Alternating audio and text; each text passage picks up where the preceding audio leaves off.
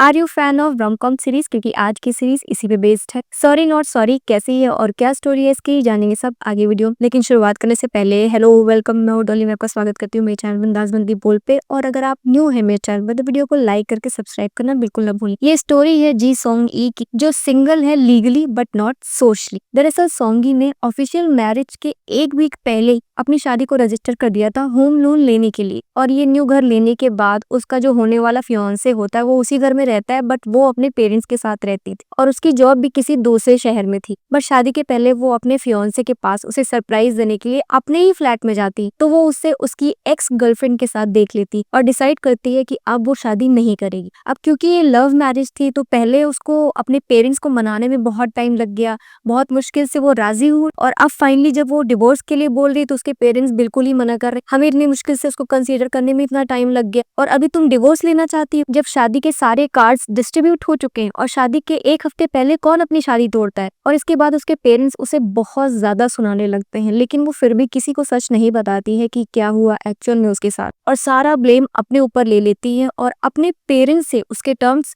यहीं से खराब हो जाते हैं। और फाइनली डिवोर्स लेने के बाद वो उसी घर में रहती है जो उसने अपनी शादी के लिए लिया था। वो अभी लोन पे है तो उसकी किस्तें बाकी हैं और अब वो चाहती है कि वो उस घर को किसी और को बेच के लोन को सेटल करे, इसलिए वो इस घर को बहुत ही केयरफुली यूज करती है। उसकी कंडीशन हमेशा ऐसी नहीं थी, वो पहले जॉब करती थी लेकिन अपनी शादी के चक्कर में उसने अपनी जॉब से रिजाइन दे दिया, ये सोच के कि कौन इतनी दूर से ट्रैवल कर पाएगा, क्योंकि उसकी जॉब किसी और शहर में और उसकी फियांसी की जॉब किसी और शहर में थी। सो अभी उसके पास कोई प्रॉपर जॉब नहीं है और वो कई सारे पार्ट टाइम जॉब्स करती है। अब क्योंकि न्यू टाउन है तो ना उसे कोई जानता है ना वो किसी को जानती है। और एक दिन उसकी छोटी सिस्टर अपने बेटे के साथ उसके अपार्टमेंट में आ जाती है रहने के लिए। वो बताती है कि उसने यूएस परमानेंटली छोड़ दिया है और उसने यहीं पे अपनी जॉब ढूंढ ली है। पहले तो उसे बड़ा अजीब लगता है, लेकिन फिर जब वो शेयर करने के लिए बोलती और मंथली उसे पे करेगी तब वो मान जाती। उसकी छोटी सिस्टर का भी सीन बिल्कुल अलग, वो सिंगल है और उसने अपना ये बच्चा स्पर्म डोनेशन से किया है। सो वो अभी सिंगल मदर है। अब इन दोनों की वजह से उनके पेरेंट्स जो है हमेशा परेशान रहते हैं। पहले तो सिर्फ छोटी वाली से ही परेशान थे पर अब बड़ी वाली से भी परेशान हो रखे हैं। जब सॉन्गी देखती कि उसकी बड़ी सिस्टर बहुत ज्यादा पार्ट टाइम जॉब करती है बट फिर भी वो प्रॉपरली पैसे नहीं कमा पा रही है, तो वो उसे एक ऑप्शन देती है। वो उससे कहती है कि उसके सारे पार्ट टाइम के जॉब के बदले वो उसे उससे ज्यादा पैसे देगी अगर वो उसके बेटे का ख्याल रखेगी। सो सॉन्गी को ये केयर टेकर की जॉब बहुत अच्छी लगती है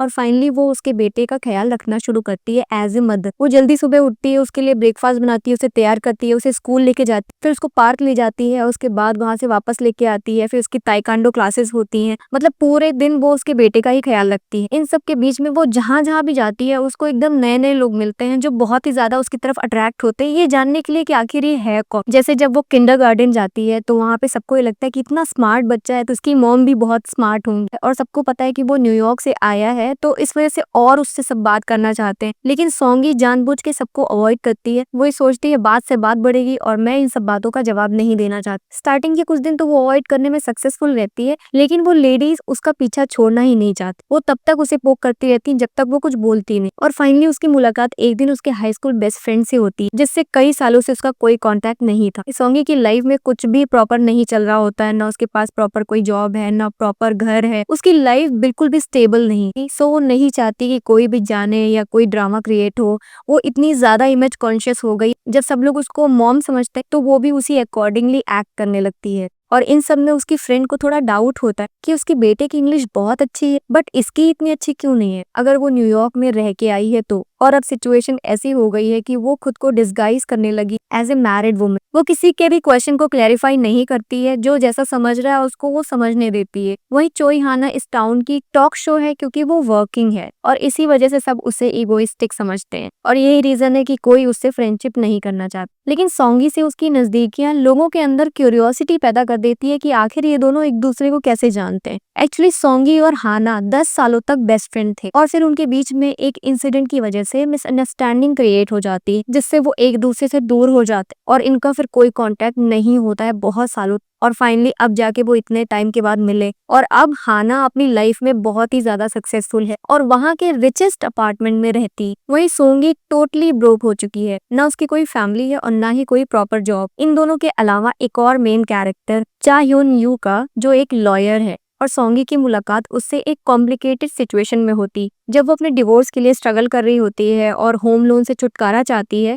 तब उसकी मुलाकात उस लॉयर से होती और वो उसे क्लियरली बताता है कि तुम्हें डिवोर्स लेना पड़ेगा। भले तुम्हारी शादी ना हुई हो लेकिन तुम्हारी शादी रजिस्टर हो चुकी है, सो तुम्हें डिवोर्स लेना ही पड़ेगा और इस होम लोन से तुम छुटकारा नहीं पा सकते अनटिल अनलेस कि तुम इसे फुल्ली पेड कर दो। और अभी का ये सीन है कि वो उसके ऊपर वाले फ्लोर में रहता है और इनकी मुलाकात फिर से अचानक से होती है, बट अब इन दोनों के टर्म्स अच्छे नहीं है। वहीं एक और कैरेक्टर है इस सीरीज में अंचन यांग का, जो पॉटरी वर्कशॉप टीचर है और वो उसी स्कूल में बच्चों को पॉटरी सिखाती है। अब उसकी पर्सनैलिटी ऐसी है कि she is so modern and newly entered women in this town, और सोंगी की तरह ही वो अपने लुक्स और लाइफस्टाइल के लिए जानी जाती है। वो हमेशा अपनी ड्रेसिंग और अपनी लाइफस्टाइल की वजह से उस टाउन की टॉक शो बनी रहती है, जो बाहर से बहुत इनोसेंट लगती है, बट एक्चुअली वो एक प्रिंसेस है जो एक प्योर माइंडसेट रखती है। और सबसे इम्पोर्टेंट कि वो एक सोशल मीडिया एडिक्ट है, बट ये बात किसी को नहीं पता। इन तीनों वुमेन्स की दो लाइफ, एक सोशल जो वो दुनिया को दिखाते हैं और दूसरी जो वो एक्चुअल है, कैसे ये तीनों अपनी लाइफ कॉम्प्लेक्सिटीज को हैंडल करते हैं, ये देखना बहुत इंटरेस्टिंग होने वाला है। हाना और सोंगी का कौन सा पास्ट है और ह्योनू और सोंगी की ये स्वीट केमिस्ट्री कैसे आगे बढ़ेगी, ये देखना बहुत ही ज्यादा मजेदार होने वाला है। टोटल 12 एपिसोड की सॉरी नॉट सॉरी जो वेव पे अवेलेबल है। If you are a fan of romance series,